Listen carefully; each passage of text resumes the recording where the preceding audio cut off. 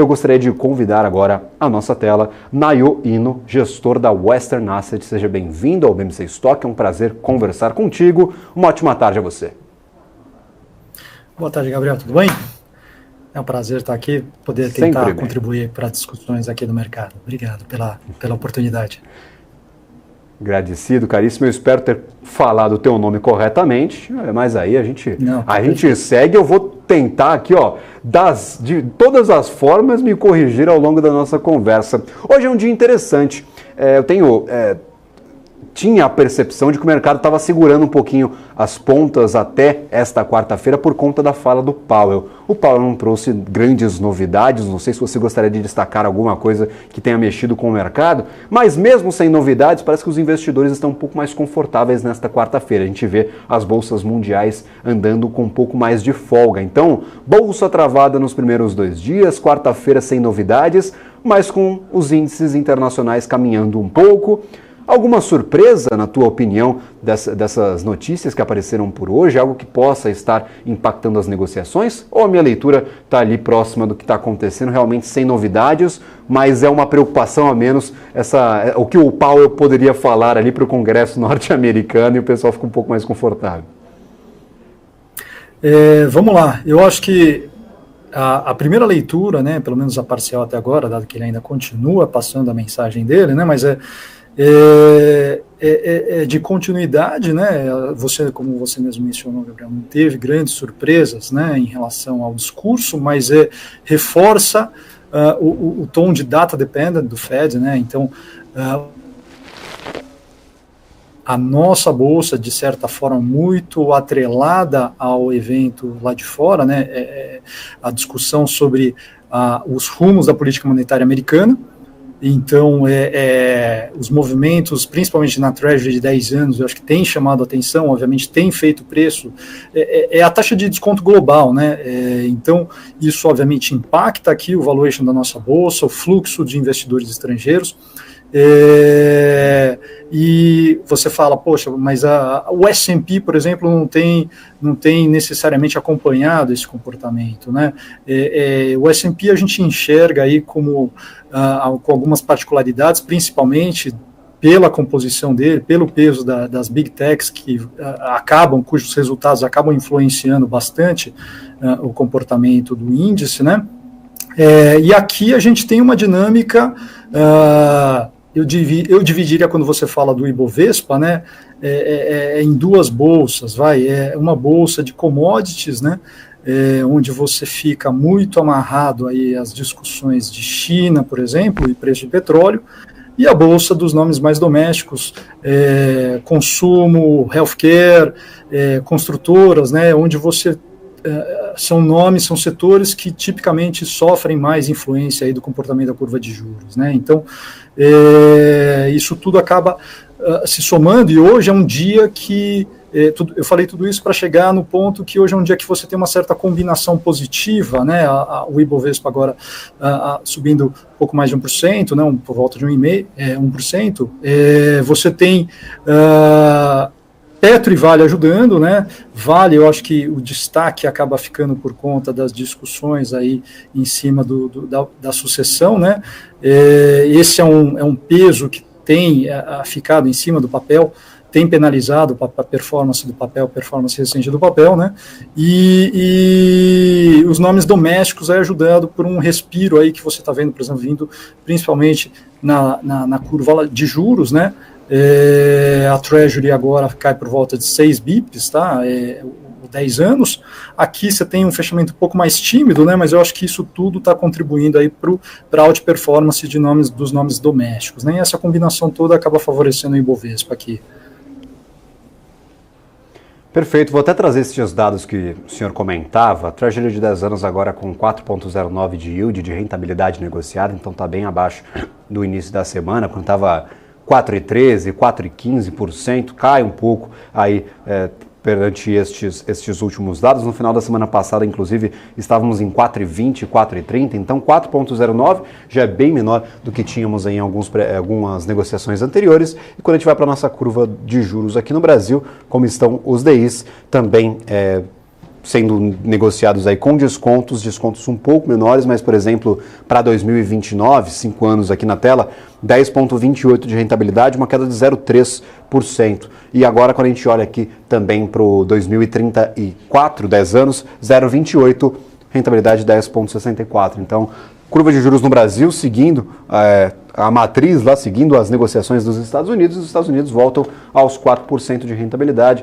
Basicamente que a gente começou ali o ano de 2024, se eu não estou enganado, até um pouco menos do que isso, 3,9, 3,94, 93 e agora 4,09 de rentabilidade para a Treasury de 10 anos nos Estados Unidos. Daqui para frente, quais as grandes preocupações? O que está te tirando o sono, ou se não tirando o sono, pesando um pouco na hora de tomar uma decisão? Porque a gente vê em definição sobre quando que os juros norte-americanos vão cair, os dados macroeconômicos, ora positivos, ora corroboram ali como um corte um pouco mais antecipado, ora jogam um pouquinho mais para frente. E aqui no Brasil há todas essas discussões. A gente depende de China, a gente está dependendo ali do que está acontecendo na geopolítica, inclusive para o mercado de petróleo, depende de cartéis que regulam o preço no mercado internacional. Então, quando a gente está no mercado brasileiro, a gente olha para todos os lados e tem preocupações vindas aí a todo momento. O que está preocupando neste momento e pesando um pouquinho para a negociação na nossa Bolsa de Valores, que dá para falar que desde o começo do ano não sai muito do lugar. A gente teve uma queda, a gente saiu do 134 para esta região do 130, mas não fomos muito mais para baixo nem para cima, a gente está basicamente na mesma região desde o finalzinho dos descontos ali de janeiro. Vamos lá, eu acho que assim, do lado internacional, eu acho que, de novo, o que tem dado tom é o Fed, né, como a gente tem reforçado aqui, é o grande balizador aí da taxa de desconto global. Vindo para o mercado local, eu acho que o mercado tem atribuído pouco peso às discussões que estão, entre aspas, dormentes, né, a gente está vivendo um período um pouco mais calmo, né, mas obviamente segue sendo uma preocupação do mercado a questão do fiscal, o déficit fiscal aqui, e o rumo que o Copom vai dar aí, passar, qual deve ser a Selic terminal, qual deve ser o ritmo dos próximos cortes, né, eu acho que isso tudo são pontos de atenção aqui, pensando no mercado local, né, que hoje, na verdade, o mercado parece ter dado menos peso, pelo menos o mercado de bolsa, né, nessas discussões. Perfeito. E quando a gente olha, por exemplo, para os diretores de política monetária, o Roberto Campos Neto, que é presidente do Banco Central, ele deu algumas declarações neste início de semana, falando sobre estes riscos fiscais e que talvez nós tenhamos uma surpresa positiva na arrecadação, a gente tenha um déficit um pouco menor do que o mercado está projetando. A última divulgação do Focus diz que o mercado não muda essas expectativas, 0,7% a 0,8% de déficit para o PIB ainda neste déficit primário. Então, o mercado não está acreditando neste resultado melhor no fiscal. Nós já tivemos 2 bons dados de arrecadação em janeiro e fevereiro e até a autoridade monetária está um pouco mais otimista com o cenário fiscal. Você acredita que o mercado ainda não comprou essa tese ou que talvez tenhamos alguns participantes nessa discussão que estão um pouco mais otimistas do que a realidade? O que você está percebendo dessa discussão fiscal no momento, por favor? Eu tenderia a dizer que o mercado aguarda a definição de qual deve ser, se você vai ter ou não uma revisão da meta fiscal, né? Então, assim, o mercado, acho que ninguém compra aí o zero, né, de meta para o déficit fiscal. Eu acho que seria uma surpresa bem positiva se o governo conseguisse entregar isso, e ao mesmo tempo o que seria a revisão da meta, né? O governo vai revisar para -0,5 e vai acabar entregando -1. Eu acho que tudo isso está em discussão ainda você está começando o ano, né? O ano legislativo acabou de começar praticamente, então essas discussões devem ganhar força aí nas próximas semanas, né? Mas o mercado, obviamente, tem uma certa insegurança em relação ao que é prometido e ao que é entregue, né? Então, obviamente, isso tudo gera incerteza e o mercado ainda segue cauteloso em relação a essa discussão. E lembrando, né, falando em questões políticas, o politiquês tradicional aqui do Brasil, eram de eleição municipal. Então, contingenciamento de gastos não deve aparecer nas discussões e na porção final do ano, praticamente, o Brasil não funciona. Vai estar todo mundo olhando para a política, vai estar todo mundo olhando para a eleição, que apesar de não ser uma eleição federal, apesar de não estarmos falando sobre o executivo nacional e o executivo dos estados, estamos falando sobre uma importância política ali nessas eleições municipais. Então, muito recurso deve ser gasto, não devemos ter contingenciamento de gastos no final das contas, esse ajuste fiscal, essa austeridade fiscal não deve vir por conta ali da responsabilidade com gasto, mas sim do aumento da arrecadação, e ainda são dados preliminares. Nós tivemos 2 meses positivos, mas até o final do ano sabe-se lá o que pode aparecer. E lembrando, nós ainda temos um mercado acreditando em 0,8%, 0,7% de déficit.